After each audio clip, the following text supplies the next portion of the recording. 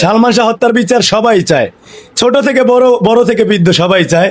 তো এখানে একটা ছোট্ট ইতিহাস রয়ে গেছে, সেই ইতিহাসটার জন্য আজকে চলে আসলাম যাত্রাবাড়ি আমার এই বড় ভাইয়ের কাছে, আপনারা সবাই শফিক ভাইয়ের কাছে, যিনি বাংলাদেশের একজন নামকরা গাড়ি ব্যবসায়ী এবং তার আরো অনেক বিজনেস আছে।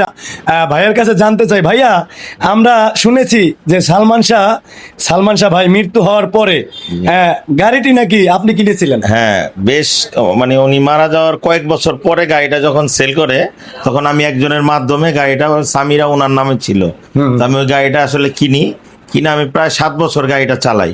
তো এটা আসলে ছিল লাল কালার, পরে আমি এটা গ্রিন কালার করে চালাই। তো আমি এটা আবার আসলে এইদিকে কোনাপাড়ার এক সাইডে সেল করি 7 বছর পরে। তো অটোমেটিকলি ওই গাড়িটা আবার সেল হয়েছে মনে হয় মেবি সিলেটে। এখন আমি যতটুকু জানি গাড়িটা এখনো সিলেটেই আছে। এখন আপনার কাছে আর নাই? এখন আর আমার কাছে প্যাটার্নের গাড়ি আমার কাছে আছে, খোলা প্রাইভেট, হ্যাঁ, আমরা খোলা দেখেছি, জিপ, দেখেছি, এগুলা দেখেছি। অনেক ধরনের নতুন কিছু গাড়ি আছে আমার কাছে। মানে আনকমন যা আছে মোটামুটি আমার কাছে অনেক গাড়ি আছে ওই মডেল বাংলাদেশে। হ্যাঁ, ওই মডেলই, ওই মডেল এবং নিত্য নতুন মডেল কিছু গাড়ি আমার কাছে আছে। আমার আসলে শখ ভাইয়ের কাছে ওই মডেলের অনেক গাড়ি আছে। তো সালমান শাহ সেই গাড়িটি তার কাছে আর নেই, সেই গাড়িটি এখন সিলেটের মাটিতে কেউ না কেউ কিনেছে। তো আমরা সালমান শাহ ভাইয়ের স্মরণে, পাশে আছে মোশাররফ ভাই, রোমান ভাই, আমরা তার স্মরণে ছোট্ট করে একটি গান গাবো।